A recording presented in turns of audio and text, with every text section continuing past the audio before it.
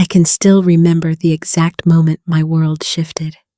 When an ordinary drive turned into something I never could have imagined. It was a gray Tuesday afternoon, the kind where the clouds hang heavy and you think the day will pass without consequence. But then came the warning, quiet, direct, and chilling. I had been sitting in the passenger seat, grateful for the ride to my appointment, when an officer leaned in and told me words I will never forget. Don't go home. With her. Find somewhere safe. In that instant, I felt the ground slip from beneath me. My daughter-in-law, the woman who had married my only son, was no longer just the charming, attentive wife I thought I knew. She suddenly became a stranger, a puzzle I hadn't been able to solve, and maybe something far worse. My name is Margaret. I'm 68 years old, a widow for nearly 3 years now. Life has been quieter since my husband passed, though not empty. I fill my days with gardening, volunteering at church, and visiting with my neighbor Claire, who's been my closest friend for decades. My son Daniel is my heart steady, hardworking, carrying the same quiet strength his father had. He works long hours at the plant to provide, always pushing himself harder than he should. And then there's his wife, Nicole. Stunning, younger than Daniel by almost 10 years, with polished blonde hair and those sharp green eyes that always seemed to be studying the room.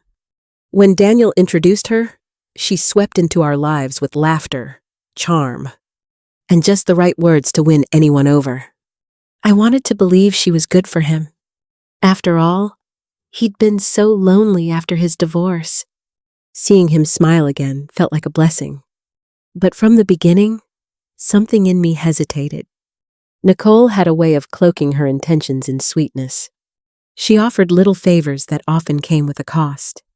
She was generous when it benefited her, but distant when real support was needed.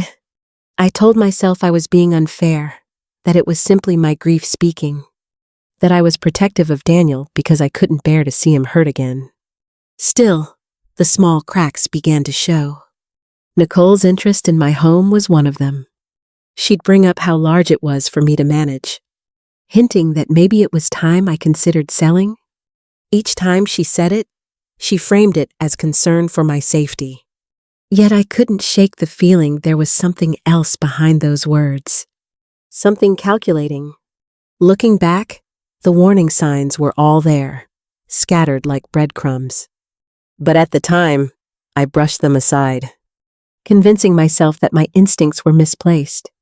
That's the thing about love, whether for your child or for the family they build, it can cloud what you see right in front of you. What I didn't realize then was that those uneasy moments, those doubts I tried so hard to silence, were the first stirrings of a truth much darker than I could have imagined. A truth that was about to reveal itself in ways I never saw coming. And that's where everything truly began, ordinary routines unraveling into a nightmare. The more I think back, the more I realize the red flags had been there all along, quiet, almost invisible, until they began to gather into a storm I could no longer ignore. Nicole had a way of wrapping her intentions in ribbons of kindness. At first, it looked like thoughtfulness. She offered to help me with errands, encouraged Daniel to take breaks from his long shifts, even insisted she'd take care of paperwork for both of us so I wouldn't strain my eyes. On the surface, it sounded generous, but in truth, I began to notice how her generosity always circled back to control. One of the first signs was my credit card. Daniel had mentioned it might be easier if Nicole was added as a user just in case of emergencies. I told myself it was practical, that it showed trust, and maybe it would help me feel closer to her. But before long, the charges crept in. Small things at first, school supplies for my grandson, a quick trip to the pharmacy, a pair of shoes, nothing I could really object to. Then came spa visits, luxury items, dinners at restaurants Daniel would never have time to enjoy. Each statement brought a little sting, yet when I held it in my hands, I would argue with myself, maybe I was being old-fashioned. Maybe I didn't understand how couples live now. Nicole always brushed it off with that practiced laugh, the kind that smoothed over any discomfort. Then there were her stories. She often spoke about her childhood in Illinois, but the details shifted. One week, she talked about growing up in a small town. The next, she claimed she was from the city. When I gently asked about old friends or family, she'd steer the conversation away, saying the past was too painful to revisit. For a while, I accepted it. But deep inside, I felt a hollowness in her words, as if she'd rehearsed a script that never truly belonged to her. I tried to convince myself I was imagining it. After all, grief can make your mind suspicious. Losing my husband had left me raw, and I didn't want to believe I was projecting that pain onto the woman my son loved. Still, my unease grew. The moment that shifted everything happened on an otherwise ordinary drive. Nicole had taken me to a doctor's appointment, her tone unusually sweet. Her conversation circling once again around my home and how difficult it must be for me to manage alone. I could feel her pressing, as though she were gently pushing me toward a decision that wasn't mine. We were speeding down the highway when a patrol car pulled us over. My stomach tightened. Nicole played her usual part, charming and apologetic. But I noticed the officer's expression change as he studied her license. He asked her to step out of the car. Minutes later, he leaned into my window, pressed a folded paper into my hands, and told me not to go home with her. His voice was steady, but his eyes were serious in a way that froze me to the core. When I opened that paper, I saw her photograph, but the name was different. Not Nicole, someone else entirely. That was the moment I knew my suspicions weren't paranoia. They were the truth knocking at my door. And I had just stepped into a reality I never wanted to believe. When I first saw Nicole's real name printed on that paper, I thought the hardest part would be confronting her. I was wrong. The hardest part was trying to convince my own son that the woman he loved was not who she claimed to be. I waited until Daniel came home from work that evening. I still remember how tired he looked, shoulders sagging from another double shift. He dropped his lunch pail on the counter and smiled at me the way he always had since he was a boy, soft, kind, as though I were his safe place. I told him everything, the officer's warning, the paper in my hand, the different name. My voice shook, but I laid out the truth as plainly as I could. What I didn't expect was the way his smile slipped into disbelief, then hardened into something almost defensive. He said I was tired, that grief was clouding my judgment, that I was always too critical of Nicole. It felt like a knife twisting when he suggested I was jealous, that maybe I couldn't stand another woman being important in his life. Hearing that from my son, the boy I raised with every ounce of love I had, left me reeling. I had come to him desperate to protect him, and instead I was painted as the enemy. From that night on, things shifted. Nicole became more present in subtle but deliberate ways.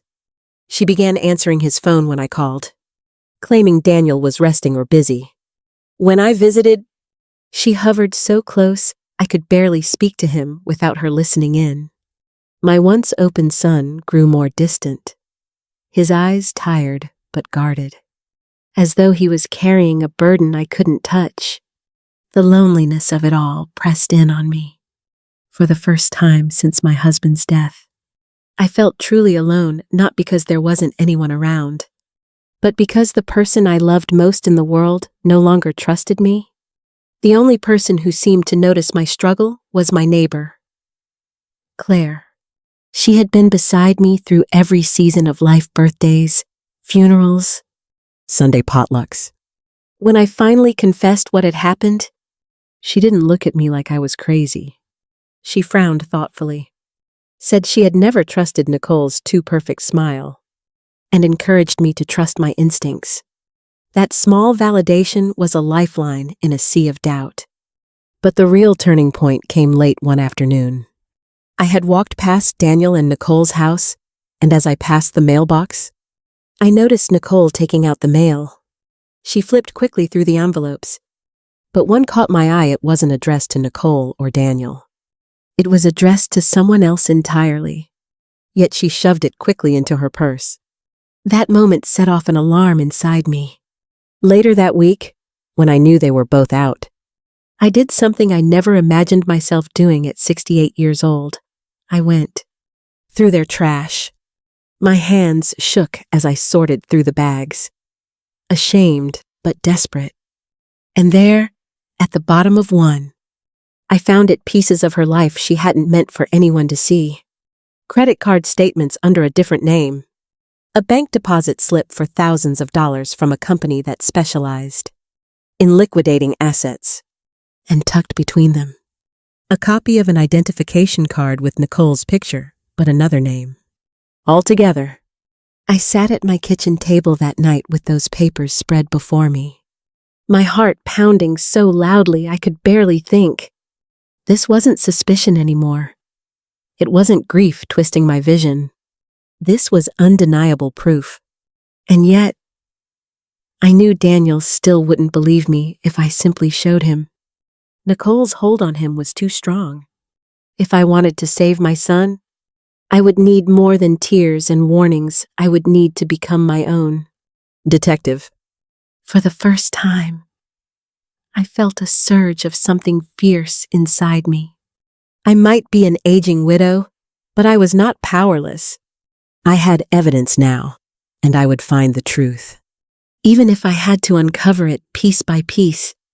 The night I spread those papers across my kitchen table, I realized my life had changed. I could no longer sit quietly and hope the truth revealed itself. If my son was blind to what was happening, then it was up to me to see clearly for both of us. For the first time in years, I felt the sharp edge of purpose. Fear and grief had held me down since my husband passed. But now, there was something stronger pulling me forward, the determination to protect my son. I began small, because small was all I could manage without Nicole catching on. I went to the public library, sitting at an old computer tucked in the corner where no one paid attention. I typed in the different names I had seen on those papers. At first, the results were scattered, half-formed profiles, mentions in obscure articles, pieces that didn't quite fit. But the more I dug, the more I noticed a pattern. Nicole, or whatever her name truly was, had built a life out of thin air. Her social media looked polished but shallow, with photographs all starting from just a few years back, as though she had been born fully grown the moment she met my son. There were no childhood pictures, no friends from high school chiming in with old memories, no family milestones stretching into the past. Every thread I pulled unraveled into nothing. The fear grew alongside my resolve. What frightened me most wasn't just that she was lying, but how carefully it had all been constructed. She had answers for everything, just enough detail to sound believable, but never enough to be proven. I started to realize she hadn't stumbled into my son's life. She had targeted him. Each discovery seemed to tie back to money. There were medical bills that never existed. Deposits from companies I later learned specialized in asset liquidation. And purchases under different names that aligned too perfectly with Nicole's. Supposed doctor visits in Chicago. I felt a cold wave wash over me when I pieced it together. She wasn't just spending freely. She was preparing to strip Daniel of everything he owned. The weight of that realization nearly crushed me. Daniel worked himself to the bone, chasing overtime, barely sleeping, all to keep her comfortable. And here she was, lining up the pieces to leave him penniless. Worse still, I began to suspect I was in her plans, too. My savings, my home, the insurance money from my husband. It would all be so easy for her to reach. Once she convinced Daniel I couldn't manage on my own. One evening, while sorting through another stack of discarded mail, I found something that made my hands tremble. It wasn't just about Nicole anymore. Tucked among the envelopes was correspondence addressed to another name. Entirely. But the handwriting on the return address was hers.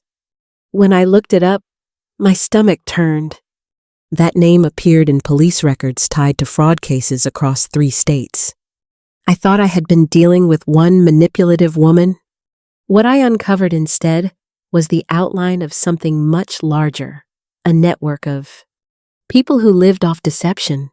They weren't amateurs. They had systems, accomplices, and a way of vanishing just before authorities could catch them. It dawned on me that Nicole wasn't acting alone. She was part of a machine, one that fed on hard-working men and vulnerable families. A machine that could roll over my son and me without a second thought. That knowledge chilled me to the core, but it also lit a fire inside me.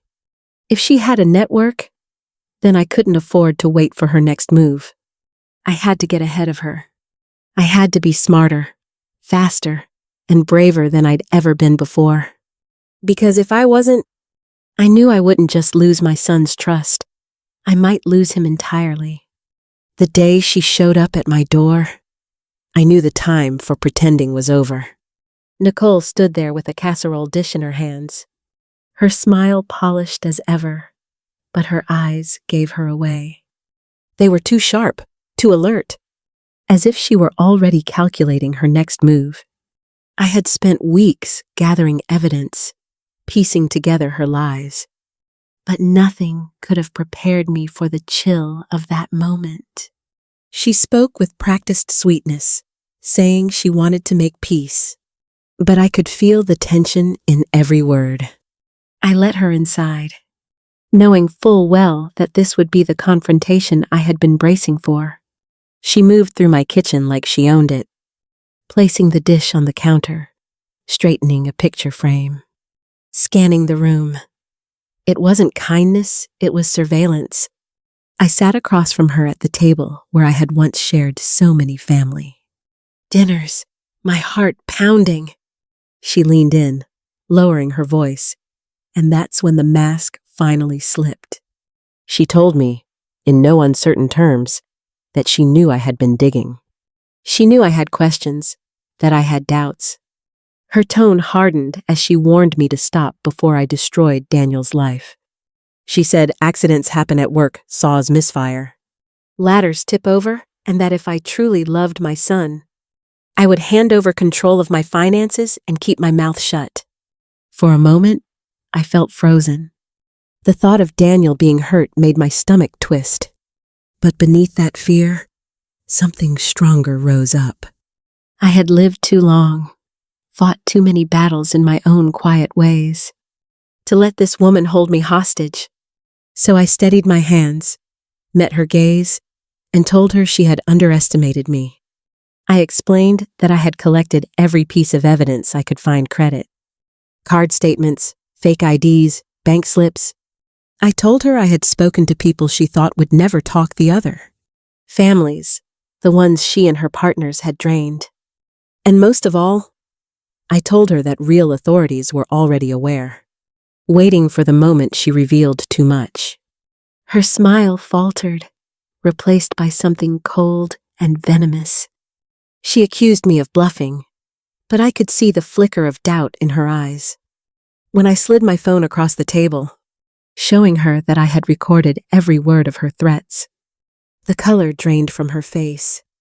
I had been calm while she revealed herself, and now, with her own voice captured, there was no denying who she truly was. She lashed out, spitting venom about how clever she was, how many people she had fooled. But it didn't matter anymore. The power had shifted. For the first time, she was the one cornered. At that exact moment, I heard the sound of a car pulling into my driveway. Real officers, not the phantoms she claimed to control. Their footsteps on the porch were steady, purposeful, and when they knocked, I finally exhaled. Nicole tried to regain her composure, smoothing her hair, insisting this was all a misunderstanding. But I had already given them everything: documents, recordings, dates. They took her away that night, her protests echoing against the walls of my kitchen. As the door closed behind them, I sat in the silence, trembling with the release of it all. I had faced her threats, stared down her cruelty, and somehow come out standing. The fear that had once gripped me was still there, but beneath it was something else: triumph.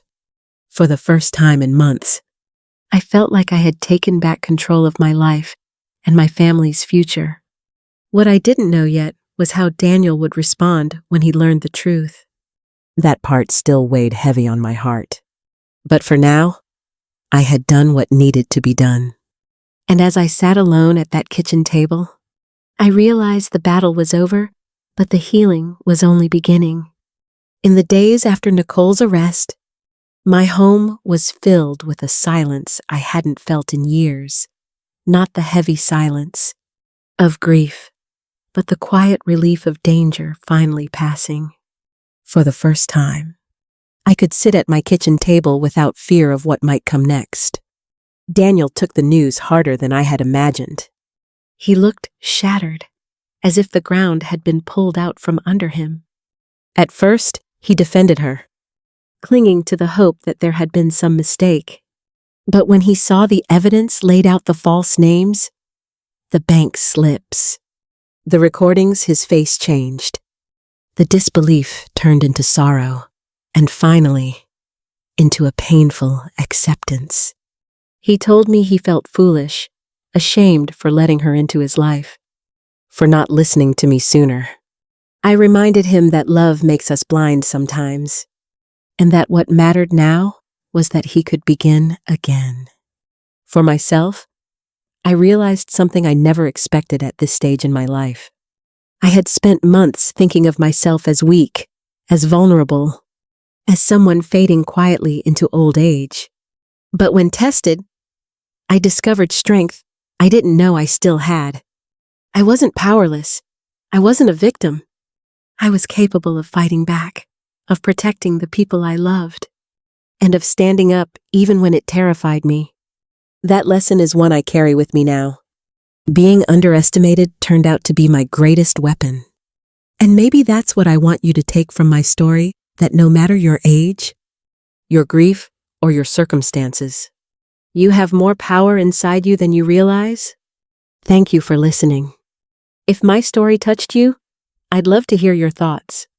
Share your own experiences in the comments, and don't forget to like and subscribe. Your voice matters, and together, our stories can make us stronger.